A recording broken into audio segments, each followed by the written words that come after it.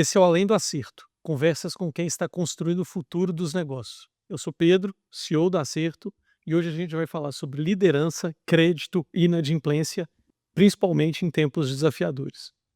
Para essa conversa, eu tenho a honra de receber o economista Gustavo Loyola, que foi presidente do Banco Central em duas ocasiões, entre 1992 e 1993 e entre 1995 e 1997. Uma das grandes marcas de sua gestão à frente do Banco Central foi um grande saneamento no sistema financeiro nacional, garantindo a estabilidade do sistema após a implementação do Plano Real.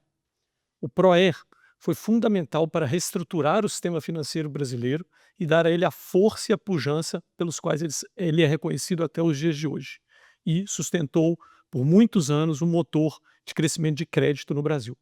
Gustavo Loyola é doutor em economia pela Fundação Getúlio Vargas e, no setor privado, atua como sócio-diretor da Tendências Consultoria. Além disso, já presidiu o Conselho Fiscal do Itaú. Loyola, é um prazer te ter aqui e falar com você hoje.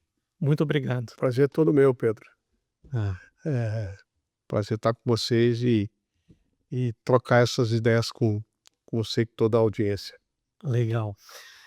Justamente por essa sua trajetória tão singular, Loyola, eu queria começar falando um pouco dela. Assim, você liderou o Banco Central em períodos bastante desafiadores, né, para a economia brasileira. A gente falou um pouco aqui sobre o PROER, né? Mencionei rapidamente o PROER, que, pô, foi uma coisa absolutamente inédita, né? Se não me engano, foram mais de 100 instituições financeiras liquidadas, né, durante o PROER, inclusive grandes instituições financeiras brasileiras, né? Então, eu queria que você contasse um pouco para a gente como que foi, né, liderar, né, arquitetar esse programa, e quais aprendizados de liderança, quais lições de liderança você, o senhor traz daquele tempo, né, principalmente ali para liderar em períodos desafiadores e inéditos, né, como foi ali nesse saneamento do sistema financeiro nessa época. Bom, eu acho que houve uma conjunção de fatores aí, que me ajudaram a enfrentar esse período difícil. Eh, Acho que, vamos dizer assim, foi um desafio que eu não esperava que fosse acontecer, né, e de repente caiu no meu colo o dia que eu, cheguei no Banco Central substituindo o Pércio Arida. Eh, a gente sabia que o sistema financeiro, tinha problemas de se adaptar a um ambiente de inflação, menor e tal. Já tinha passado por alguns episódios de rápida queda da inflação, nos planos, econômicos anteriores, mas logo em seguida a inflação retomou, né, com esses planos todos foram, fracassados. Mas então o desafio era grande assim, não tinha uma estrutura, vamos dizer, de legal, jurídica, e técnica, né, preparada para esse desafio. As leis, os regulamentos, tudo que nós tínhamos no sistema financeiro brasileiro eram ultrapassados, era uma outra época. Então, assim, nós tivemos que, de fato, fazer ao mesmo tempo, quer dizer, trocar o motor do avião com o avião voando, né, vamos dizer assim.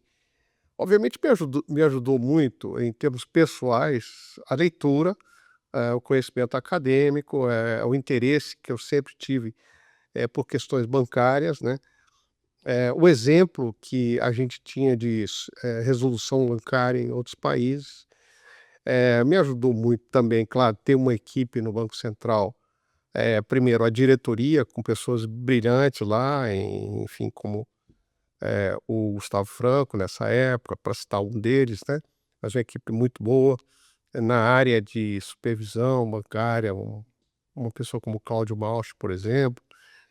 É uma equipe realmente muito, muito boa, e também os funcionários do Banco Central, né, eu acho que, no setor público brasileiro, o Banco Central prima por excelência, né. Então, vamos dizer, você tem ilhas de excelência no mercado, no sistema, no setor público brasileiro.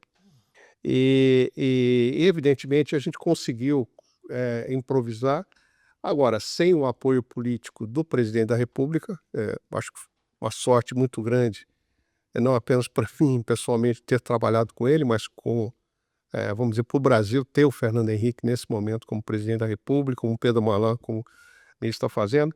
Então a gente conseguiu, de alguma maneira, ir resolvendo esses problemas, e ao mesmo tempo, essa sempre foi uma preocupação nossa, criar uma infraestrutura, vamos dizer assim, não fazer um trabalho de pronto-socorro apenas, né, mas também um trabalho de deixar as bases para um sistema financeiro eh, mais sólido, né, mais bem estruturado, com evidentemente que muitas sementes, que foram lançadas na nossa gestão só foram, dar frutos, em gestões posteriores, mas a ideia é sempre deixar algumas coisas, alguns legados, né, do ponto de vista de evitar que, o Brasil repetisse essa trajetória de crise bancária. E não foi só aí, foi na questão da política monetária, da Criação do Copom, né? estabilidade, Copom, a criação do Copom, as mudanças na área de câmbio, por exemplo, mercado de câmbio.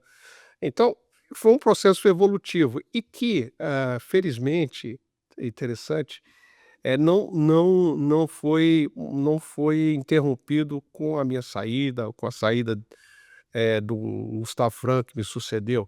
Na realidade, a gente teve um contínuo aperfeiçoamento, né, da infraestrutura legal, do sistema financeiro brasileiro e também da infraestrutura mesmo propriamente dita, né, com a criada obviamente em par e passo com, a inovação tecnológica, né, que, realmente desempenha aí um papel fundamental.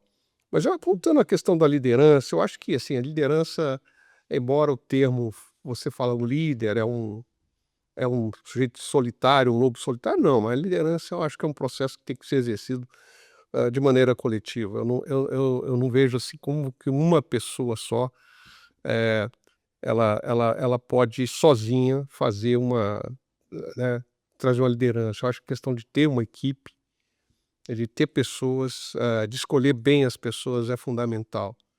Ah, acho que a questão de você, balancear bem vamos dizer, a inovação, com a preservação daquilo que é, positivo, das experiências anteriores, né. Eu acho que você não pode ser um reacionário no sentido de, repudiar qualquer inovação, mas ao mesmo tempo você também não pode esquecer, as experiências passadas, né. As bem-sucedidas. Bem-sucedidas e mal-sucedidas. Então você tem um processo de aprendizado, que aliás é a trajetória,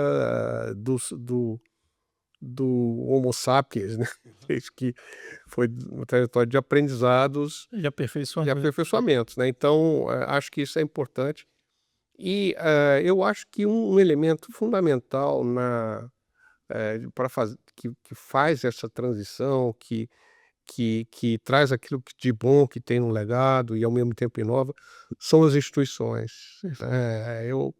Eu vejo que você precisa, um país como o Brasil principalmente, mas todos, enfim, ter instituições que sejam perenes e que possam, de fato, realizar essas transformações. Infelizmente o país É uma exceção no Brasil. uma exceção, é isso que eu ia dizer, que no fundo você tem alguns nichos de institucionais que fazem essa transição muito bem e outros não, né. Então o Brasil, assim, voltando a uma expressão, um termo cunhado lá muito tempo atrás pelo Edmar Baixa, né, que é a Abelíndia, né, o Brasil, né, obviamente o contexto do artigo dele era outro, mas aqui é um contexto que o Brasil realmente tem coisa de Bélgica e coisa de Índia, né. Então a gente tem aquela dicotomia, que vamos dizer, típica de países, como o Brasil, assim, né, de economias em transição, economias, emergentes, né. Perfeito, Loyola. Bom, se eu peguei aqui lições de liderança resumidamente, seria o seguinte: pô, aprender com os exemplos, se não me engano, o Proer bebeu na fonte da regulação americana, né, norte-americana. Exato. E Algumas coisas das aí. próprias experiências, porque é o seguinte, eu acho importante talvez, Pedro, dizer o seguinte, que eu sou funcionário de carreira no Banco Central. Sim. E eu já tinha visto crise bancária. Eu não tinha visto, por exemplo, quando houve a liquidação do Bamerindos, do Auxiliar e do Mesonave, que era um banco lá do Rio Grande do Sul. E foi também uma base de improviso. Eu era presidente do Banco Central naquela época, Fernão Bracha, e eu era chefe de departamento, que é o cargo De normas, né? de normas, e tal, que é o cargo hierárquico mais alto antes da diretoria, né? São os chefes de departamento do Banco Central. E eu participava de muitas coisas, né. Participei, por exemplo, dos planos econômicos que fracassaram, Da década de 80. tem até, eu tive, por exemplo, foi na minha época que a gente redigiu, por exemplo, a criação do mercado de interbancário no Brasil, não tinha mercado Sim, interbancário, é uma série de coisas, né, então eu já tinha alguma tinha experiência, esse não era papo. também obviamente tinha meu background acadêmico, né, também. Sim. Mas assim, claro que a gente bebeu outras fontes, Acho mas que principalmente a questão americana. Eu acho que a questão de resolução bancária, os americanos, eles principalmente através do FDIC, eles, tinham e têm, né, um pouco a liderança disso, se bem que hoje eu acho que o Brasil, vamos dizer, e outros países, fizeram um certo catch up e houve também um processo muito grande de divulgação desse conhecimento. Porque, por exemplo, data da minha época também a adesão, quando o Brasil aderiu ao BIS, né, e ao Comitê de Supervisão Bancária da Basileia. Então, a gente começou a trocar ideia, os experiência, bancos centrais, bancos né? centrais.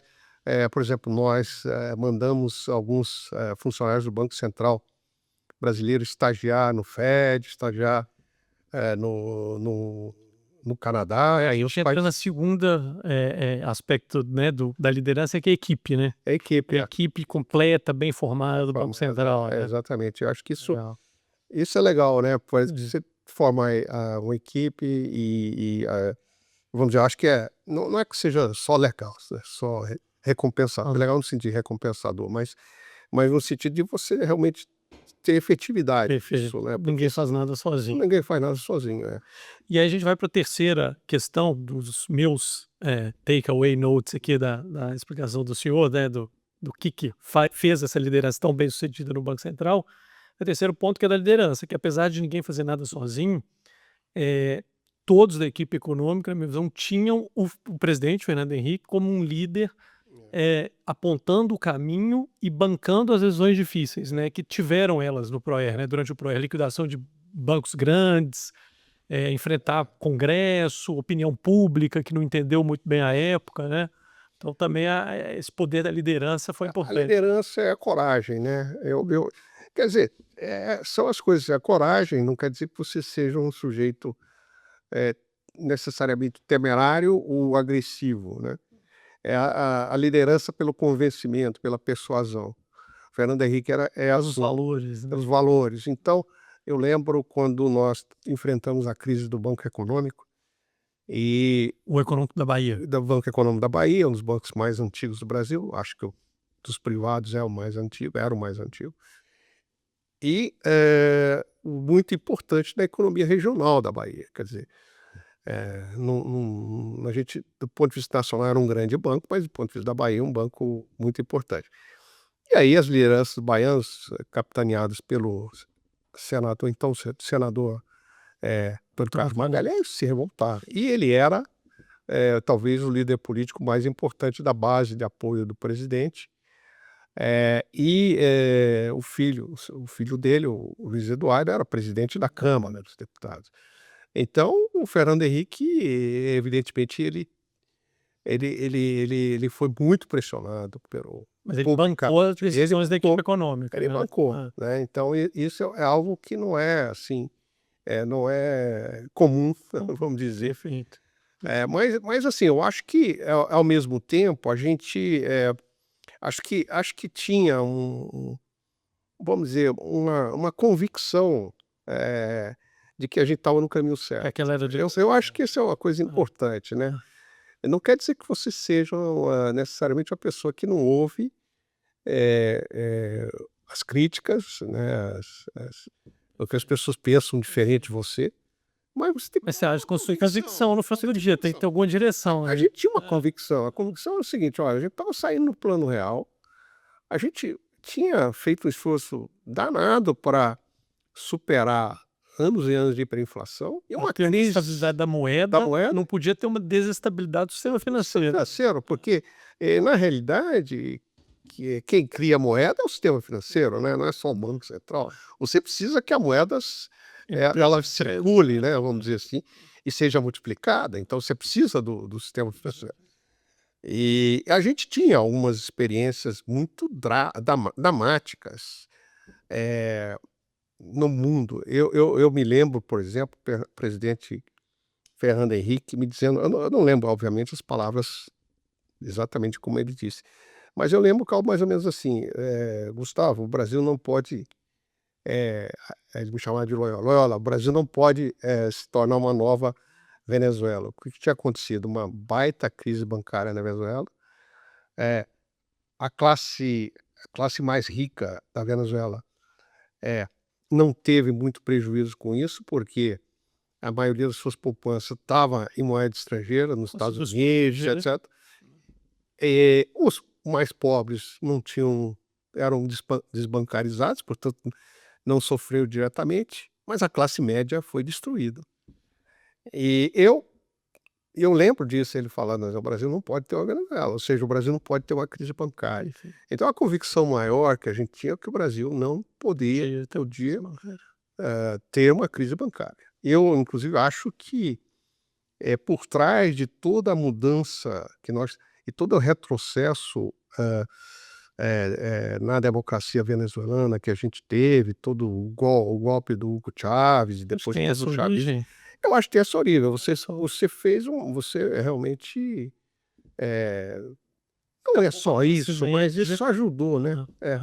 Então eu acho que tem a questão não apenas, vamos dizer, econômica, mas tem a questão Da social. estabilidade social. Social, né, então, mesmo que você é a mesma coisa da hiperinflação, né, que acaba com as poupanças e Principalmente dos pobres, dos né. pobres, o que vinha acontecendo no Brasil, mas a hiperinflação brasileira ela tinha um caráter mais crônico do que agudo, né.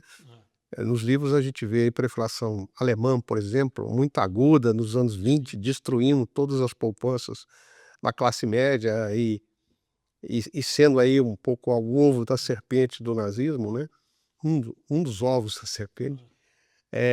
No Brasil era meio Crônico. disfarçado, crônico, você tinha alguns mecanismos de defesa, a indexação é um mecanismo de defesa, Que gera mais inflação. mas ao mesmo tempo de perpetuação da inflação.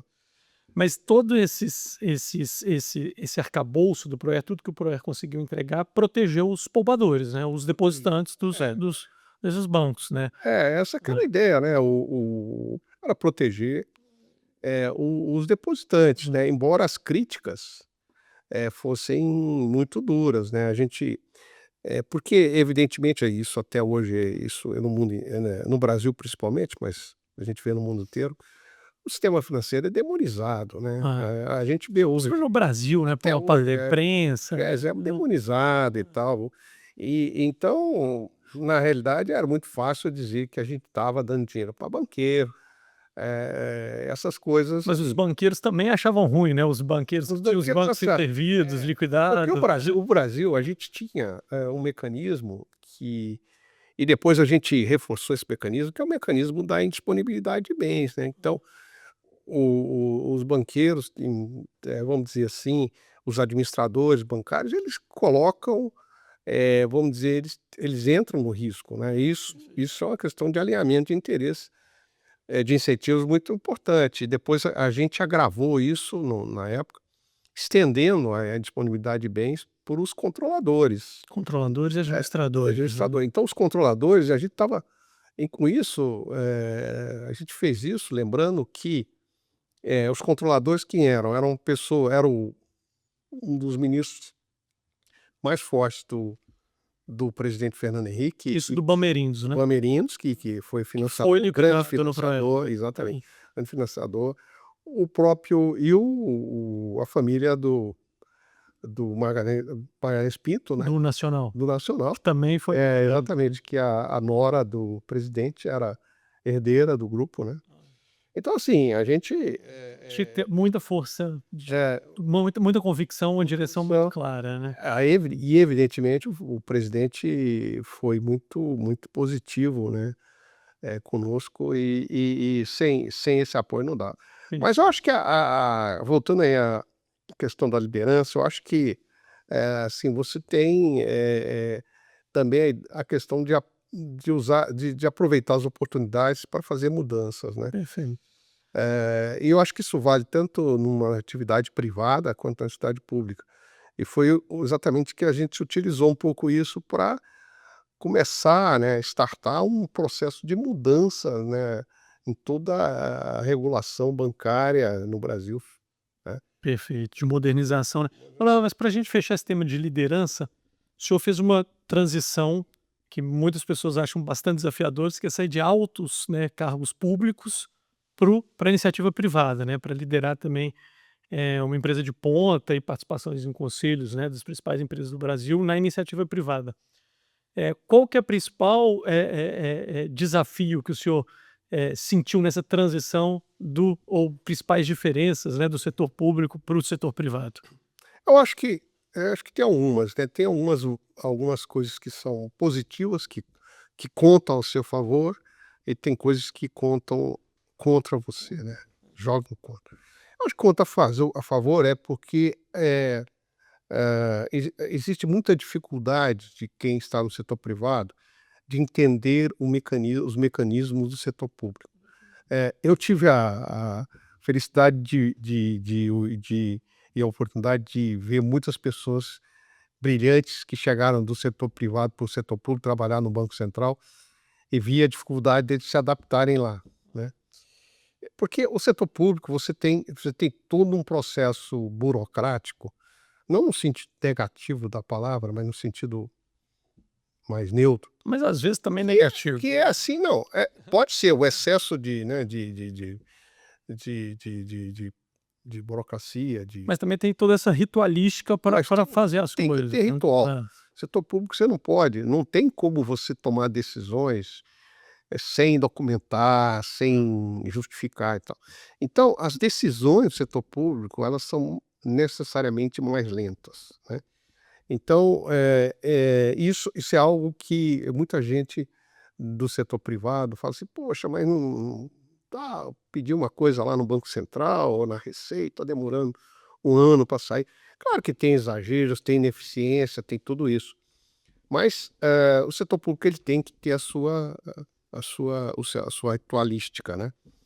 E outra coisa do setor público também, então, vamos dizer, quando você chega no setor privado, claro que existem instituições burocráticas no setor privado, as grandes empresas, as grandes corporations têm todos os processos, inclusive hoje em dia, o que se chama governança corporativa, no fundo, você introduz uma série de instâncias, né, por isso que o termo governança vem daí, que são meio burocráticos, você tem que documentar, você tem que seguir certos, processos, né, Os processos né. Mas assim, no setor, privado é muito mais fácil, as decisões são mais rápidos, mais rápidas e tal. fáceis. Outra coisa também, eu acho que difere muito o setor público e o setor privado é o seguinte: o setor privado, normalmente, você toma as suas decisões e você consegue vamos dizer assim, você tem é muito mais fácil você assumir riscos no setor privado que no setor público. Perfeito. No setor público, você tem um incentivo de ficar parado. O incentivo é Por perverso. exemplo, no meu caso, no nosso caso, porque aí nós todos no Banco Central da diretoria sofremos coletivamente. Talvez do ponto de vista pessoal tivesse sido muito mais fácil deixar os bancos quebrar e seguir a regra. Mas o custo para a sociedade você Isso aí seria maior, exatamente. Então, nós assumimos um risco Eu fico pensando na na pessoa bravura disso, de fazer esse movimento inédito dessa proporção para ter ganhos para a sociedade, né. exatamente. Essa é uma decisão difícil, né. Eu me lembro de um deputado do PT, eu tinha boas relações com algumas Composição, pessoas do inclusive. PT, né, que eu construí isso lá atrás ainda, na época que eu era diretor do banco e tal, e funcionário do Banco Central, enfim, conhecia muita gente. E um deles me falou assim: "Gustavo, sobre o PROE, vocês estão fazendo tudo certo, mas vocês são uns loucos. Quem tinha que fazer isso aí era o Congresso, não vocês.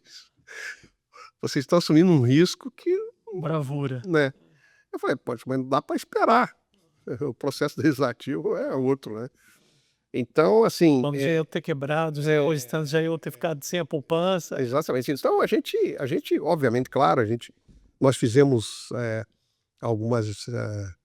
tivemos algumas iniciativas, medidas provisórias que se transformaram em lei. Evidentemente, tudo foi baseado em pareceres jurídicos, tal, a gente correu risco, né, Era tanto muito que sofremos na pessoa física até hoje. Então, acho que essa é uma questão, o setor público, vamos dizer, tende a te dar um incentivo errado, né, no sentido, de você ser um pouco incentivo a se proteger, né, incentivo proteger, etc, primeiro. etc. E o setor privado é outra coisa também, eu acho que o setor público não te ensina, é gestão de pessoas. Porque fazer gestão de pessoas no setor público é muito mais complicado, porque você tem poucos mecanismos para recompensar os melhores talentos, Perfeito.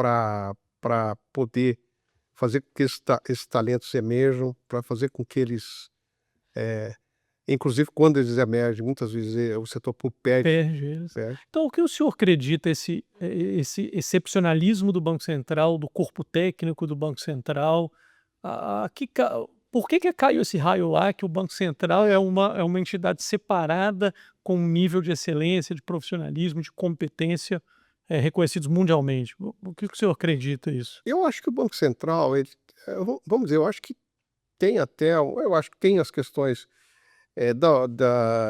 vamos dizer, eu acho que o Banco Central sempre teve assim vamos dizer, uma certa blindagem, que vem do caráter muito técnico do trabalho que o Banco Central faz, né, que não é uma coisa para leigos, só assim. Hã, Tem a ver com a cultura que o Banco Central herdou, de instituições mais antigas, como a Sumoc, o Banco do Brasil.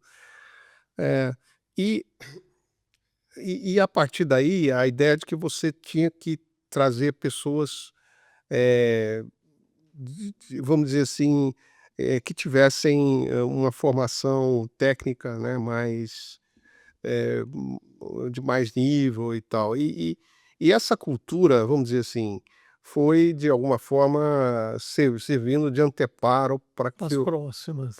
exatamente.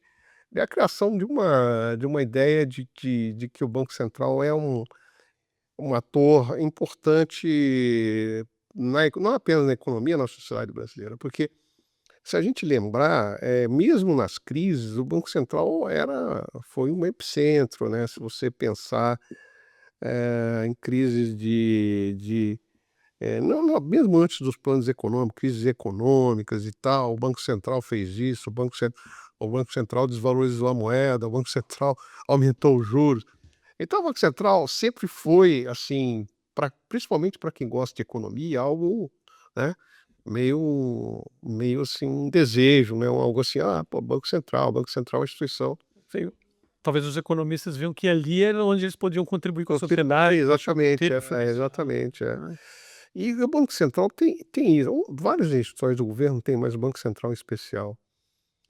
Que ali você sente que você pode contribuir, né, você Formular pode política, né. formular política e tal. Então, isso é muito interessante, porque você consegue atrair talentos, ainda que temporariamente, que vão para o Banco Central, renunciam a ganhos, financeiros, mas que têm vamos dizer assim, uma contribuição importante, e dão essa contribuição ao Banco Central. É claro que eles saem também enriquecidos disso, e isso ajuda no currículo deles. Depois eventualmente vão para o setor privado, né. Mas elas são motivadas, essas pessoas, por esse É. por esse E por outro lado, essas pessoas oxigenam o Banco Central, elas perfeito. trazem conhecimento, trazem. Eu tive a oportunidade, por exemplo, de, ainda como chefe de departamento, trabalhar com pessoas como Pércio Arida, Pessoas André Lara Rezende, ah, né, e eu conheci lá há muito tempo isso. Então, outras pessoas que vieram de várias escolas, da PUC, da perfeito. FGE, da USP. Eu, por exemplo, quando participava da negociação da dívida externa, trabalhava diretamente com o professor Pastore. Quer dizer, é um privilégio Não, você, terminando o doutorado e tal, trabalhar com o Pastore. Então, assim, sabe, para citar o Langoni, então, assim, pessoa que era, na época, tinha chegado de Chicago, e ele trouxe para o Brasil toda aquela ideia da escola de Chicago e tal. perfeito. Então, assim, isso tudo é muito, Muito muito bom, motivador. muito Isso me lembra uma coisa que a gente fala muito lá na Acerto, Léo, que é o seguinte: gente boa atrai gente boa, né. gente boa Então, pra gente boa.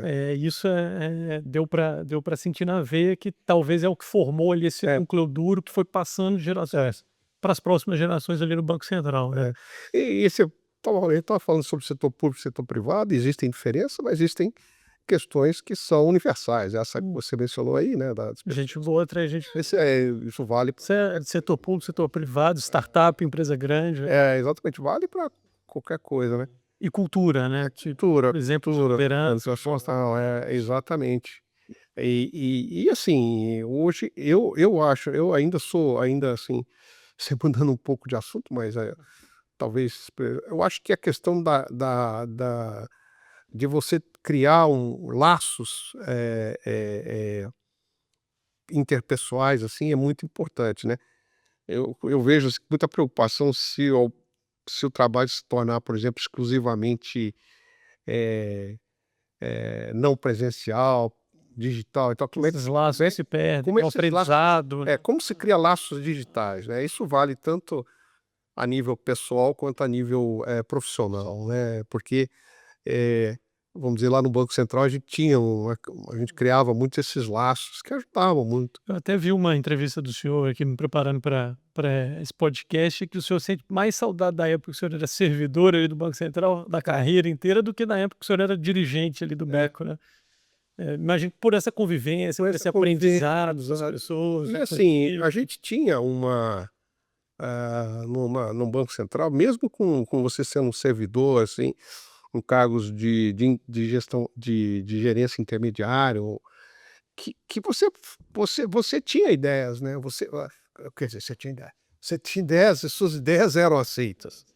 Poder E mexer por na realidade, exatamente, moldar o país, que foi o que o eu senhor tive, fez. assim, essa facilidade, né, com os diretores com os quais trabalhei e tal, a gente conseguiu fazer muita mudança. Isso deve dar um orgulho incrível. Que veio, mudanças que vieram, né, da própria, na realidade, da própria máquina, né, do Banco Central. Então você tinha, por exemplo, coisas que ficavam ali meio adormecidas, mudanças, ideias e tal, que, na realidade, depois eram, no momento oportuno, viravam realidade, né. Ver isso sendo colocado em É, prática deve dar um senso de realização incrível, né, que o setor privado não te entrega, né. Você não consegue moldar tanto a sociedade, mexer tanto o ponteiro da sociedade no setor privado igual no setor público, né. mas o setor privado, eu diria o seguinte, uma coisa que eu aprendi com muita humildade, e que alguns colegas do Banco Central às vezes não tinham muito isso, era a ideia de que você tem que ser receptivo às ideias do setor privado, as ideias que o setor privado leva ao setor público. Por quê? Porque você não pode, simplesmente desacreditá-las como se fosse uma advocacia, né, Para algum benefício próprio, né. próprio, interesse próprio. Tem o diálogo, né. É claro que tem o interesse próprio, Tem o lobby no ninguém Brasil. vai advogar contra o seu próprio É, interesse, isso é óbvio. mas o diálogo em si é Diálogo, importante. exato. E eu conheci no setor privado pessoas, assim, que de um espírito público Incrível. incrível. Então, que eles chegavam com ideias que você tem que ser aberto a ter os inputs, né? Por exemplo, eu acho que uma das grandes, vamos dizer assim, os grandes méritos das últimas gestões do Banco Central foi justamente acolher essas ideias do setor privado, com toda essa questão da mudança tecnológica, tudo isso. Não é que De toda fomentar a a competição, né, do sistema competição, bancário. então tem muita coisa ali, né? E o setor privado, não é que ele sempre, né, que ele está porque às vezes a percepção assim do setor, por exemplo, do setor financeiro que é onde a gente conhece mais, não é que você vai necessariamente advogar algo que vai beneficiar a sua empresa, o seu nicho de negócio, que você vai se descuidar de todo o ambiente onde você trabalha, porque você sabe se aquilo ali colapsa, você também, Você conhece. sabe isso com certeza. Então, vamos dizer assim, é claro que você tem que fazer um julgamento no setor público, mas Tem um não filtro pode ser também fechado. não pode ser fechado. Ela citou aí várias, né, melhorias até recentes, né, que o Banco Central já fez de fomento à competição, de fomento à adoção de novas tecnologias, mas na minha visão teve essa semente plantada, né, lá na década de 90, depois da estabilização da moeda, que foi com a estabilização, né, como a gente já mencionou, do sistema financeiro com o Proé. E aí hoje, 30 anos depois, qual que é a análise que o senhor faz sobre a maturidade do mercado de crédito no Brasil, né? A gente vê que o Brasil hoje tem proporção de crédito PIB ali em linha com alguns países emergentes, abaixo, né, de alguns até países emergentes.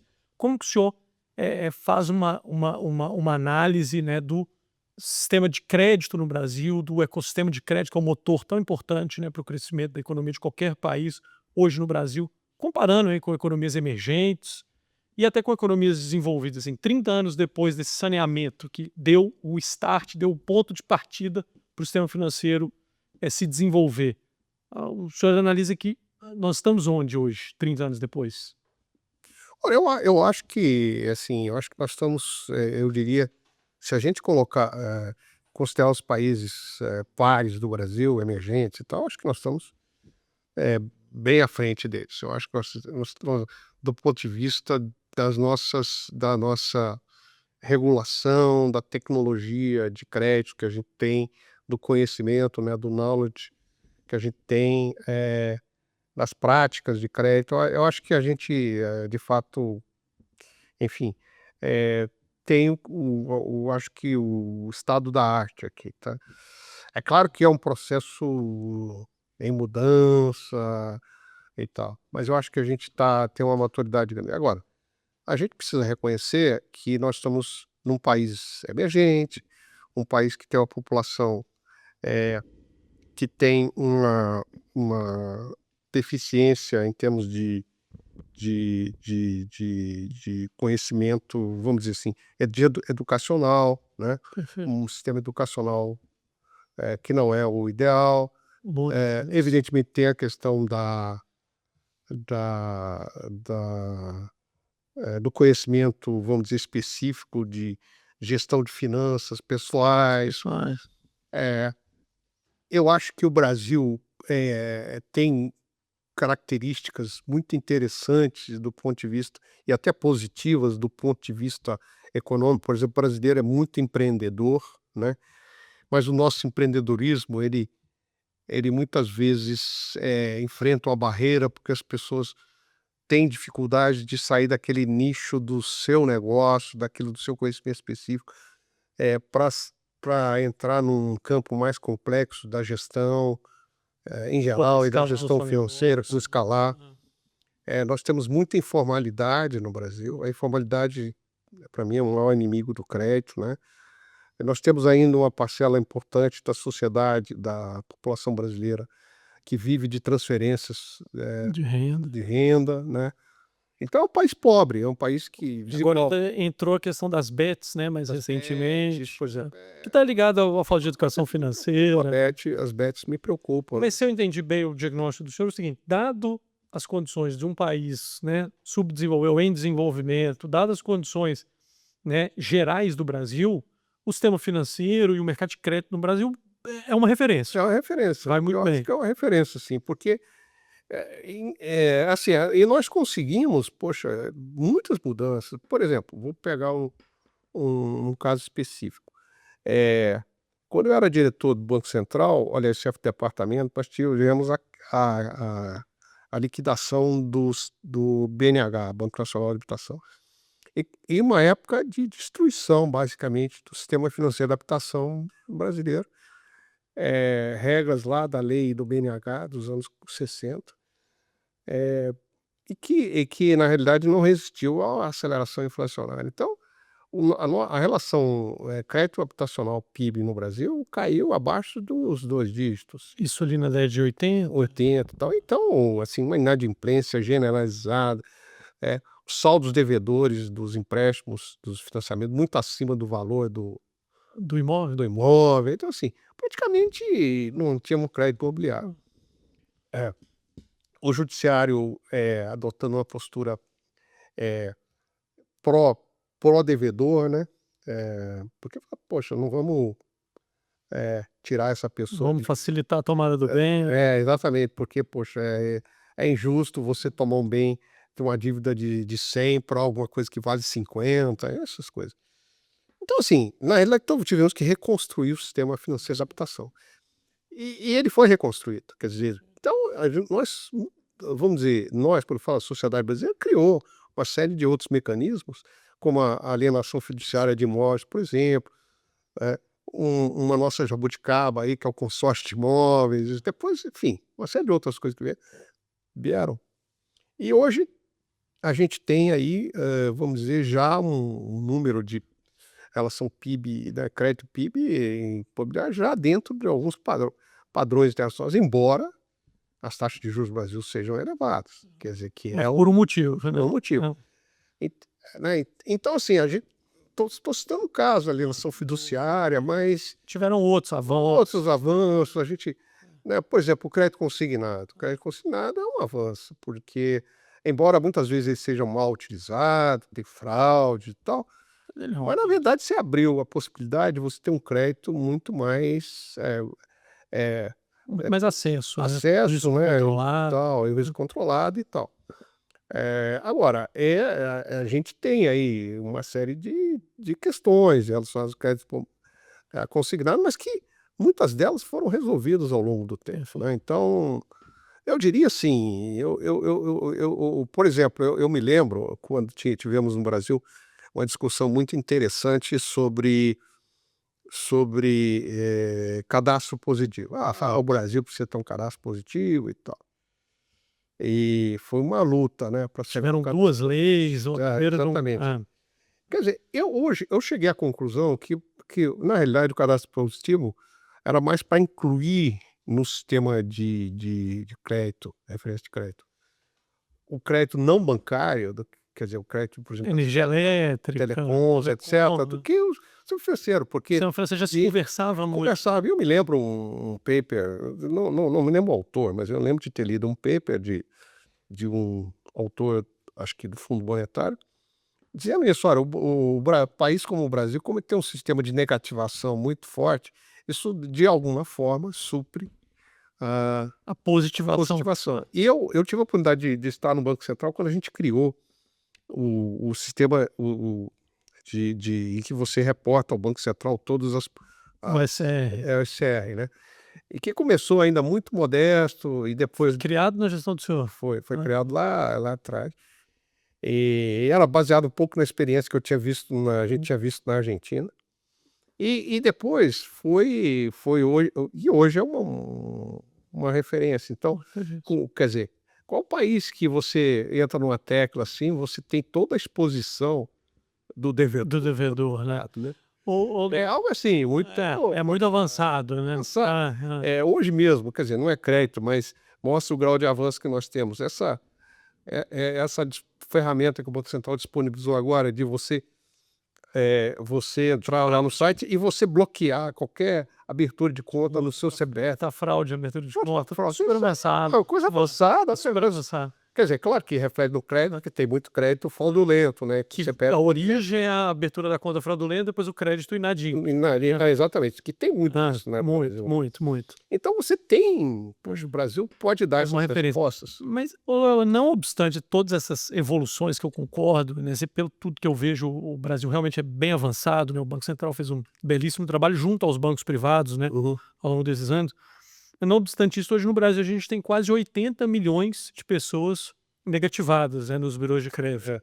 E os dados do Banco Central, né, que o Banco Central disponibiliza no SE, mostram que 4%, em torno de 4% da carteira, né, dos bancos está inadimplência. O 4% pode parecer pouco, mas na verdade esse número é muito maior, né, porque os bancos ali eles colocam, Tira foto. botam a prejuízo, Write-off lá, joga. write-off em torno de 360 dias, então esse 4% é só o que está transitando ali normalmente entre 90 dias de atraso, ou 360, ou até um pouco antes, quando os bancos vendem a carteira, que também tem aumentado muito, né, a cessão de carteira de crédito. Então, assim, não obstante todos esses avanços, a gente tem quase metade da população negativada, com crédito em inadimplência, né, não pagando alguma parcela em dia. O senhor vê essa questão como uma coisa mais momentânea, uma coisa mais estrutural do sistema financeiro brasileiro e também do sistema de crédito, né? Porque esse crédito não é só financeiro, esse que gera essa inadimplência de... Eu acho que é mais. Eu acho que tem uma questão estrutural aí, eu acho. Cultural, estrutural. Veja bem, eu acho que a gente já começa a sair um pouco da economia, entrar em sociologia, em outras esferas de conhecimento.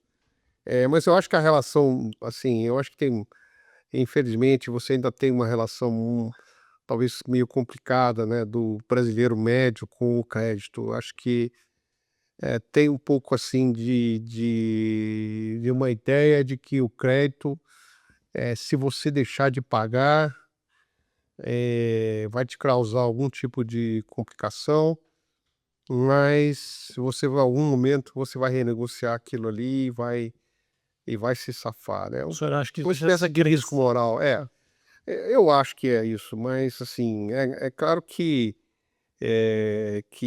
isso não tem a questão também da imprevidência, né? Quer dizer, a pessoa toma o crédito com excesso de expectativas que vai poder pagar, tal. Então acho que tem uma questão aí de educação financeira, sim, mas tem uma questão também de custo, né? custo de crédito. Crédito, né? Também que e o uso muito inadequado o uso inadequado do crédito, né? Por exemplo, vou citar um vilão aqui que é o cheque especial, né? O cheque especial foi concebido como algo para você ter um, um- vamos dizer, você ter um Temporário. financiamento temporário aí dentro da tua conta, muito por previdência, e não para Uso contínuo. contínuo, né? Tinha um banqueiro que disse assim, não, o usar o cheque especial para você financiar algo é a mesma coisa de você querer ir de São Paulo a Recife num táxi pelo taxímetro, em vez de combinar a corrida, né? Ninguém vai fazer esse trajeto pelo taxímetro, tá certo? Não dá. Então, assim, E tá no que dá, né? é uso assim, tá? E também do lado do setor financeiro, eu acho que isso tem mudado, a ideia da sustainability e tal, que você às vezes dava crédito errado, né? E o Banco Central até tem sido muito bom nisso de puxar as orelhas dos bancos e dizer assim, ó, peraí, você percebe que o teu cliente está no cheque especial, que ele vai, ou no cartão de crédito, tira ele daí, poxa, porque ele não vai, isso aí é Porque você inclusive criou normas mais recentes. então você não pode deixar o teu cliente por esse caminho. Eu estou falando de pessoa física, que é um pouco, mas as empresas acontece a mesma coisa. A empresa fica ali, o crédito errado, ele precisa de um crédito de mais médio prazo, ele está ali no Como rotativo. rotativo, sabe? Então, assim, a realidade de outros países tem tudo isso também, mas eu acho que o Brasil tem uma confluência disso, com juros altos, custos, né? Tem muitos custos, que o sistema financeiro acaba, a questão do famoso spread bancário, né? Que você impõe ao tomador de crédito. Porque essa é uma outra questão muito interessante que a gente vê no Brasil, é que os políticos, né, de uma maneira geral, eles acham muitas vezes que estão taxando os bancos. Estão taxando os consumidores. Consumidor, a gente sabe que em qualquer área de qualquer mercado, a taxação ela é repassada ao consumidor. Ou ela é um misto, né, na realidade, de repasse e de redução da oferta, né. Perfeito. Então, assim, é isso que E aí, falando sobre, assim, o spread bancário, o senhor mencionou, acho que, se não me engano, a maior composição dele, em primeiro lugar, é tributação, né? Em segundo lugar, se não me engano, é inadimplência. é inadimplência. Eh, o senhor falou do poder, quando tem aumento de tributação, das duas uma, ou os bancos repassam para o consumidor ou eles limitam a oferta. É, Eu acredito que, na questão da oferta, a agenda do Banco Central de estimular a competitividade fez com que os bancos não pudessem limitar tanto a oferta, pois senão é, o cliente ia para o concorrente, é. que daria a oferta, né. Mas a questão de, repasse do custo, repasse da taxação, ela continua em alta, né. O Brasil recentemente aumentou tributos de bancos, né, e, se não me engano, continua como maior componente do spread bancário a questão de tributação. Não, o IOF, por exemplo, você IOF, paga IOF é um dos impostos mais burros que eu conheço. Porque e principalmente o IOF sobre crédito, mas o IOF em geral, né. Poxa, o crédito no Brasil já é caro, você ainda cobra o você IOF, o imposto ainda sobre compra. quem vai pagar juros. Poxa, eu acho um negócio assim, é difícil entender, né, é difícil entender, porque, você está cobrando de quem está pagando, e vamos dizer, você poderia cobrar o imposto de quem está recebendo os juros. Mas você tá cobrando de quem toma o crédito, para às vezes, para empreender, para expandir o negócio, para Então, comprar um uma imóvel. coisa meio É difícil de entender. muito esdrúxula, assim. Ô Loyola, e na época do senhor na frente do Banco Central, imagino que o spread bancário já era alto, se Já não me sempre engano, foi alto, sempre foi. Tinha alguma iniciativa que vocês fizeram à frente do Banco Central naquela época? Ou tem algum aprendizado, alguma coisa que seja relevante também na discussão atual sobre o spread bancário? Essa questão do spread era de alguma forma foi mascarada durante muito tempo no Brasil por 2 razões. Primeiro, porque, por causa da inflação. Então, vamos dizer, existe obviamente uma inflação muito alta, a ilusão, né, monetária, vamos Dos preços relativos, preço né? relativo, então você nunca Menor, sabe muito né? bem se você Você está perde referência, né? é. É. Então, assim, você acha que você pode achar na hora da contratação que você está pagando muito, mas ex post você vai pagar pouco e vice-versa. Então tinha, Eram os evidentemente, arranjos geral. mas como a economia era toda vamos dizer, desorganizada pela inflação, aflorava menos a ideia. Tinha a ideia do custo do crédito, claro, obviamente, Mas era sempre menos clara, né? era menos clara essa ideia. Essa é a primeira coisa. A segunda é que, você tinha, no espectro de crédito, você tinha várias áreas que estavam totalmente em branco, você não tinha crédito. Então não dava para falar em spread quando você Não não tinha tinha, oferta, né. Os bancos não tinham incentivo a formar grandes carteiras, porque eles viviam do overnight, viviam da impressão. Exatamente. Então, assim, o pessoal reclamava muito era do cheque especial. Sim, cheque especial sempre teve, né. E naquela época tinha muito, interessante que porque é como me diz eu acho que o Stigler, né, disse que quando a gente olha crédito, a gente não pode olhar só o crédito bancário. O crédito é o crédito. Você tem um crédito intercompany, você tem um crédito, da, De fornecedor. B2C, né, dos fornecedores, B2B e tal, tudo isso aí. Mas o sistema de crédito brasileiro, ele tinha muita coisa que era fora do sistema bancário formal, né. Tinha, por exemplo, os famosos carnê de loja. Carnê, Carnê que era de isso, loja, era carnê de crédito loja, não sim, bancário. não bancário, o crédito intercompany, né, que existe, é claro, sempre existe, né, mas, então você tinha, assim, várias janelas de escape, o cara embutia, vamos dizer, era embutido o custo do crédito era embutido do preço da mercadoria.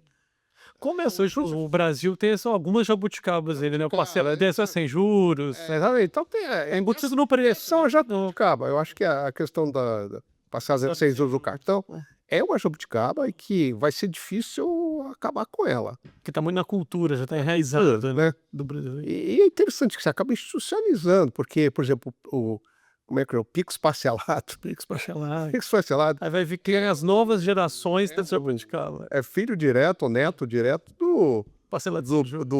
não, inclusive Do carnê. do cheque pré-datado. Cheque pré-datado. No carnê e tal. Então tem essas jabuticabas do Brasil. Então, assim, e por isso que eu acho que essa questão, voltando um pouquinho, assim, essa questão né, do alta inadimplência no Brasil, ela transcende muito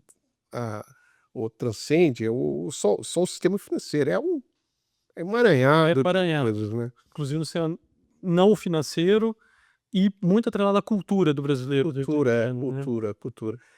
Então, a informalidade, né? Muito, Informalidade. pô, você tem, por exemplo, comunidades no Brasil que tudo é informal, né? A internet é informal, fornecimento de gás é, Tudo informal. para não falar que é de ligado a Que não é que é ilegal, né? ilegal, né? Mas então, Mas, Loyola, esses avanços todos, a gente mencionou alguns aqui, alienação fiduciária, crédito consignado público lá no início dos anos 2000, agora o consignado privado, né, mais recentemente, eles vão amadurecendo o sistema de crédito brasileiro, né, tirando um pouco dessas jabuticabas e melhorando essa relação acesso-risco, né. Também incentiva a competição, igual o Banco Central fez nos últimos anos.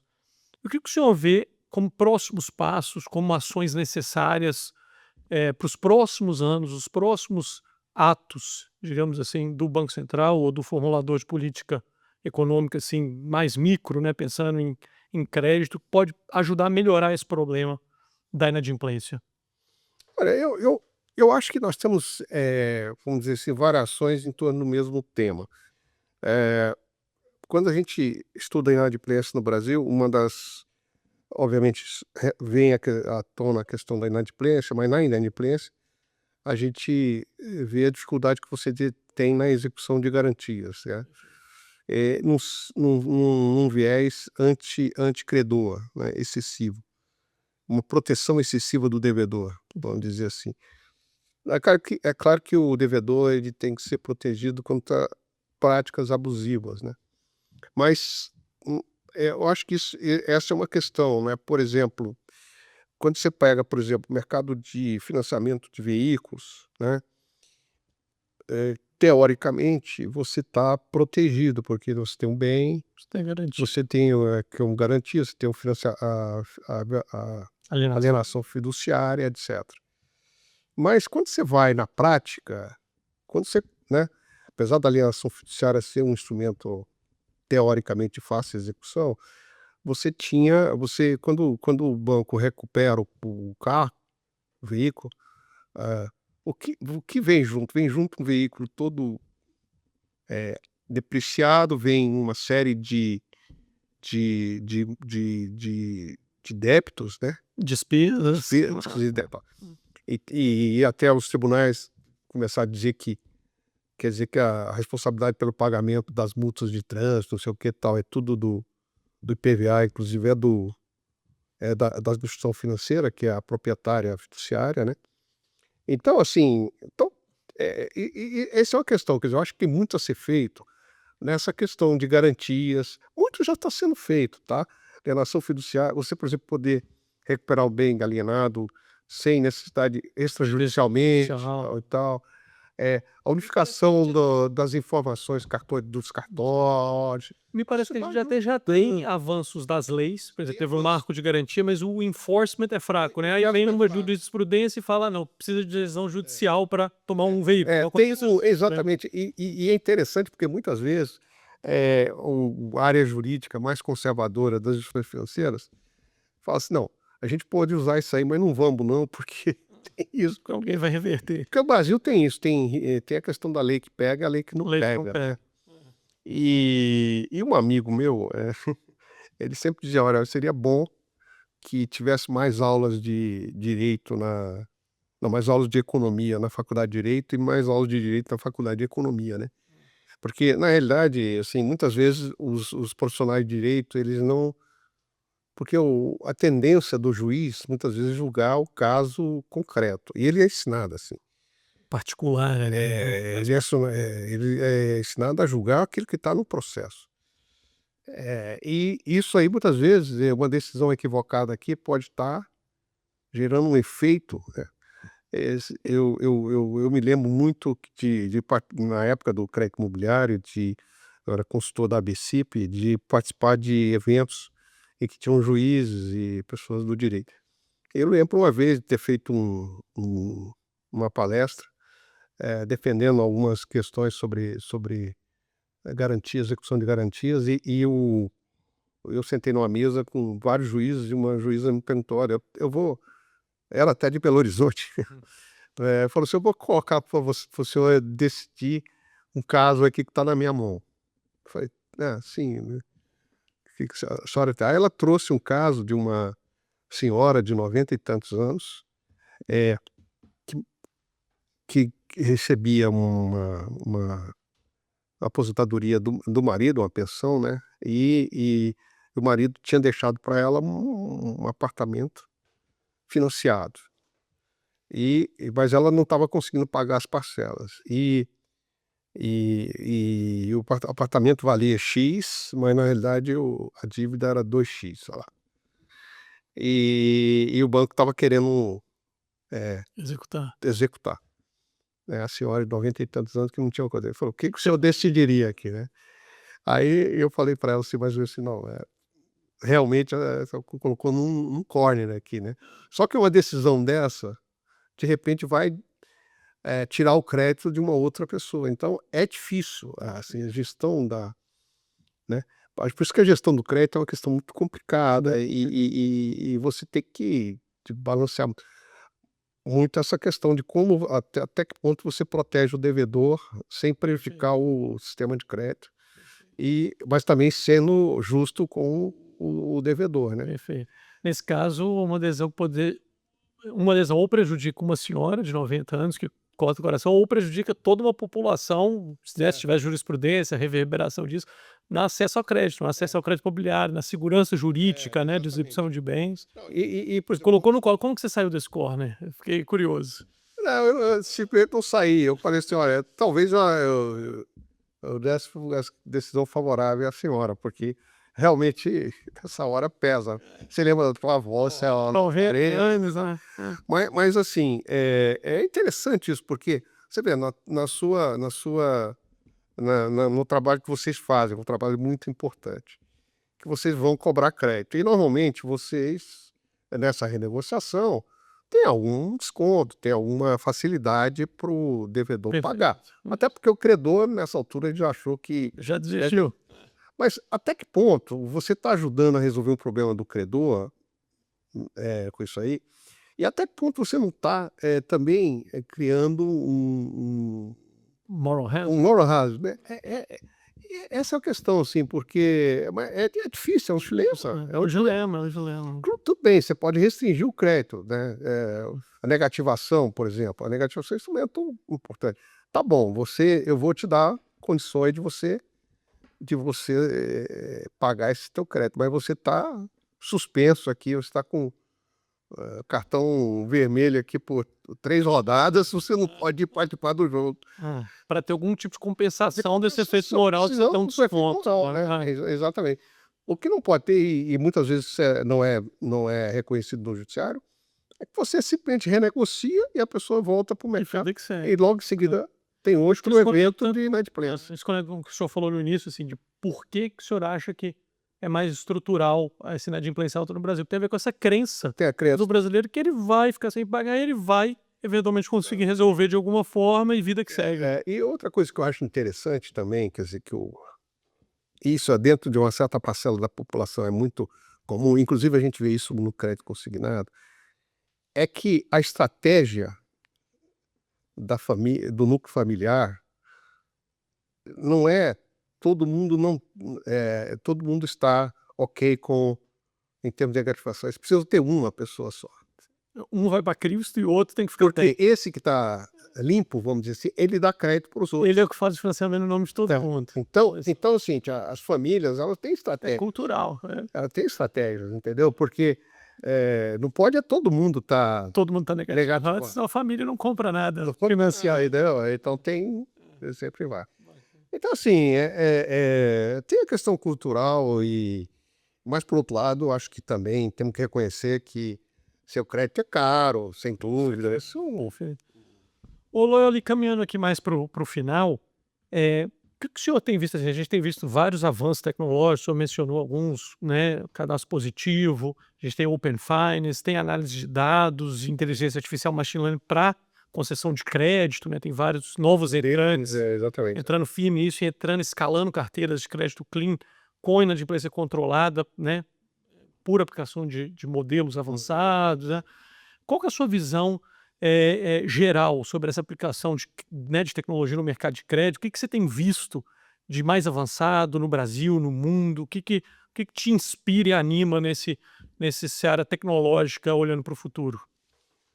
Olha, eu acho que o que é mais assim, notável de tudo isso, e que vem da capacidade de você processar um volume muito grande de informações, é justamente essa capacidade que você tem de extrair comportamentos da população, né, através de características comuns e que você consegue então classificar qual é o grau de risco de cada grupo populacional ali. Porque mesmo que você tenha erros, essa maior facilidade que você tem em maior acuidade para discriminar segmentos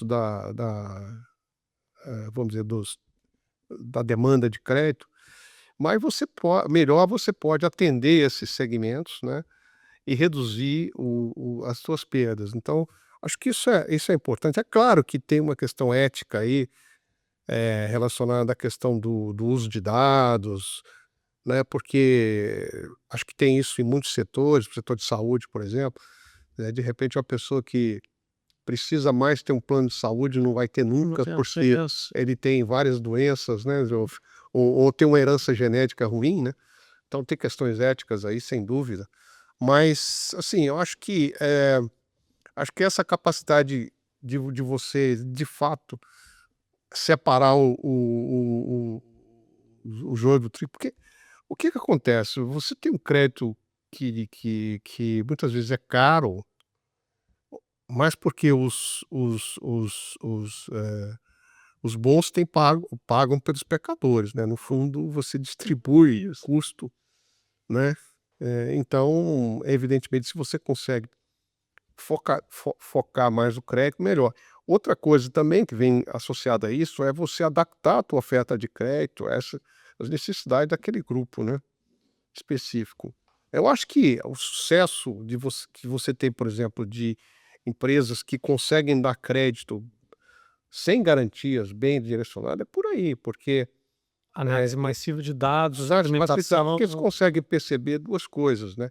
Primeiro é a capacidade potencial desse indivíduo ou dessa empresa de pagar, e segundo, a parte relacionada à vontade, a vamos dizer, ao comportamento, a parte comportamental. willingness to pay, né? Willingness to pay, que é mais difícil de avaliar ex ante, né, porque você ex post você avalia, Pagou ou não pagou? não pagou Né?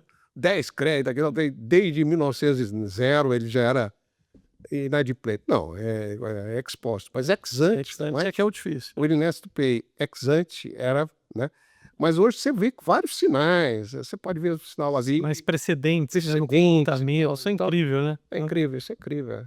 Super legal, Loyola. Estamos vivendo uma revolução aí, né? Eu acho que a revolução é que a gente não sabe, enfim, a única coisa que eu sei é que ela não terminou, né, a gente não sabe o efeito, mas eu acho que no final é positivo, vai ser positivo. Eu acho que o Brasil, vamos dizer assim, tem uma coisa muito interessante saindo do micro para o macroeconômico, é tem um fenômeno acontecendo no Brasil há alguns anos atrás, de alguns anos para cá, que é o seguinte: nós economistas temos sistematicamente errado a previsão do PIB para baixo. Ou seja, quer dizer, nós estamos sempre superestimando o PIB brasileiro. Prevê e o Brasil entrega mais. Entrega mais. Aí fica assim, poxa, mas o que tem? Será que eu tenho? O que está por trás disso? Obviamente, existe um problema de mensuração de PIB, né? Claro, e a gente sabe que o setor de serviço é difícil você mensurar a criação de valor, enfim, principalmente trazido pela nova tecnologia. Mas eu acho que tem, de fato, a questão de incorporação de inovações que melhoram muito a produtividade. Por exemplo, e aí vem o crédito, por exemplo, não é bem crédito, mas associado, está perto. Pix. O Pix melhorou muito a produtividade, a introdução do smartphone, de uma maneira geral, melhora de comunicação, coisas que antigamente você precisava ir presencialmente, agora você resolve por telefone. Então assim, Isso não está incorporado na modelagem dos economistas. tudo aquilo que uma mudança no sistema de crédito que você teve no Brasil nos últimos anos, a contribuição que deu isso, né, para a produtividade. Então, é difícil te distrair do micro para o macro, né? Mas interessante. Mas eu acho que tem aí ganhos aí que vão ser introduzidos. Agora, ao mesmo tempo, tem desafios. Mercado de trabalho exige cada vez assim a educação, né? A questão do capital humano, né? Vai ficando mais complexa, tudo isso. Mas acho que no fundo você vai evoluir. Agora, assim, voltando bem àquilo que precisa melhorar no Brasil, mesmo no crédito, eu acho que ainda tem questões micro aí relacionadas à execução de garantias, enfim, questões tributárias, obviamente, né? E a tecnologia também pode ajudar nisso, né? Recuperação de crédito, exemplo, dá certo. Recuperação de crédito com garantia também tem coisas muito bacanas acontecendo aí, de conexão com funcionários, conexão com cartório. Claro, eu acho que essa questão de tokenização, por exemplo, você pode tokenizar qualquer coisa, qualquer ativo. Então, isso vai ajudar muito, porque, vamos dizer, você vai ter uma base de ativos para colateralizar muito maior do que você tinha antes, né? Pode ser uma outra revolução vindo aí. Então, perfeito, essa é interessante. né? Uma coisa, por exemplo, vamos supor, você tem uma propriedade que vale 100. Se você tokenizar, entre aspas, isso aí, e você pode botar pedacinho disso aí, fazer uma série de coisas com isso aqui. Do jeito mais seamless, mais transparente. Por exemplo, o marco legal das garantias, que a execução é difícil, apesar de ter regulação. Ou seja, a gente sabe onde. Quer dizer, a gente sabe onde chegar, mas eu sei que essa questão de tecnologia. O caminho está por aí, né? Na tecnologia. Isso. Porque é bacana. Os cartórios, por exemplo, eram um negócio. Mas quando você pensar no futuro. Quando você pensa em cartório. Você assim, poxa, mas qual é o futuro do cartório? Exatamente. Assim, sabe? Super legal, Gustavo, super legal. Bom, e agora para encerrar mesmo, o papo foi ótimo, assim, um privilégio enorme ter a oportunidade de estar aqui conversando com o senhor. Para encerrar mesmo, queria pick your brain aqui, mas duas coisinhas. A primeira é o seguinte, é uma curiosidade, né? Existem alguns livros que mais marcaram a vida, a trajetória, né, excepcional aí que o senhor teve e tem no mercado profissional? Tem algum livro ali que foi mais uma referência para o senhor, que inspirou, que o senhor poderia mencionar aqui para a gente? Olha, eu acho assim, eu acho que é difícil para mim extrair um livro assim. Eu acho que você acaba se formando com várias fontes, né? Eu acho que questão de liderança, por exemplo, foi o primeiro tema que nós abordamos. Eu acho que eu aprendi muito lendo biografias, né? Eu acho que a biografia, não apenas de economista, estou falando em geral, político e tal, te ensina muito sobre questões de liderança, né? Por exemplo, biografias do Churchill, por exemplo, né? Mostram como é que é você tomar decisão numa situação em que o país está quase naufragando, né? Vamos dizer assim. Posso citar um exemplo, tá? Mas outras biografias. Então, de maneira geral, eu gosto muito de biografias, porque é bem elaboradas, então que ensina. Você tem sempre uma experiência, você pode trazer para o presente. Outra coisa também são boas obras de ficção, né, porque elas retratam muito a sociedade em cada momento, então acho que aí obviamente tem vários autores que poderia citar brasileiros, né, assim, acho que tem, sei, Machado de Assis, por exemplo, e tal. É, são muito legais. Não exatamente só na tua vida profissional, claro, mas Mas um conjunto, né? e obviamente obras técnicas, né, obras mais de economistas e tal. Certamente, aí a gente, sei lá, eu não sei se eu poderia citar, mas eu gosto muito de coisas de literatura relacionada ao sistema financeiro, coisas aí, sempre está surgindo. Mas aí também, eu acho que tem, obras que descrevem momentos de estresse, né, como da crise de 2008, 2009, por exemplo, tem algumas obras interessantes. E obviamente, assim, a gente não, eu tenho certa dificuldade de citar se é uma grande obra, assim, são várias. Não, mas esse conjunto que o senhor falou aqui, pô, Churchill, né, para muitos o maior estadista, né, do século XX. E você vê que era um homem, né, comum que tinha falhas, comum que tinha falhas. Não, que tinha várias Falhas, né, assim, bebia pra caralho, assim, não é um super-homem, é mas corajoso, liderava com um princípio, demigod, é um semideus, né, então super bacana. E tem uma literatura vasta sobre Churchill, tem várias biografias. então eu gosto de biografias, eu acho, bem interessante. Uma interessante para quem quiser também conhecer mais a história, né, do Gustavo e o que o Gustavo fez no Banco Central é a do Fernando Henrique, né, as memórias do Fernando Henrique, É. né? Não, exatamente. E eu acho que o Banco Central, aliás, quem tiver a curiosidade de ver, é muito interessante, principalmente para quem estuda economia e tal, ler no site do Banco Central os depoimentos dos presidentes do Banco Central, desde o primeiro até o último, né? São entrevistas, são pontos de vista diferentes e tal. E aliás, foi uma iniciativa muito importante, muito legal do Banco Central na gestão do Ilan, né? De fazer tudo isso e tal. Como também os depoimentos aí do Plano Real, tudo isso fica aí. Eu vi esses de agora que o Galípolo fez. O Galípolo fez.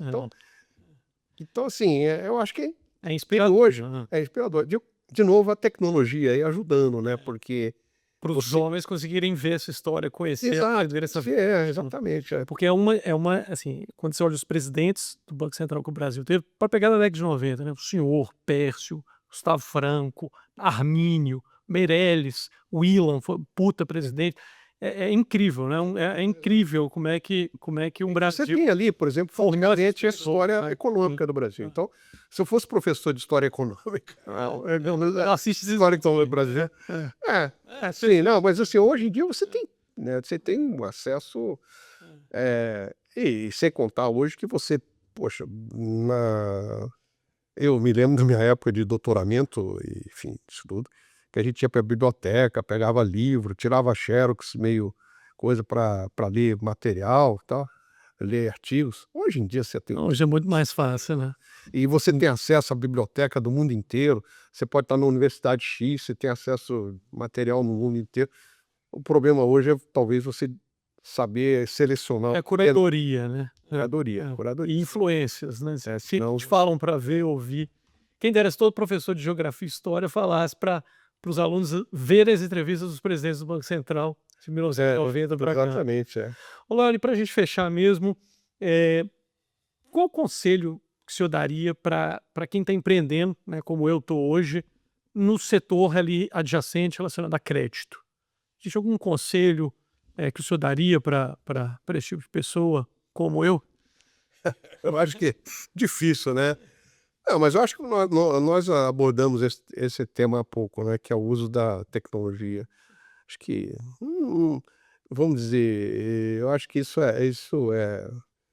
é fundamental. E é fundamental também, eu acho, aí eu saindo um pouquinho dessa esfera, mas eu acho que a gente precisa ter também, quem trabalha no setor, de buscar uma participação política, não política no sentido de política eleitoral, mas tentar influenciar positivamente a criação da infraestrutura, a formação das políticas de crédito, né? Porque muitas vezes você tem dificuldades do crédito que são criadas por questões institucionais, né.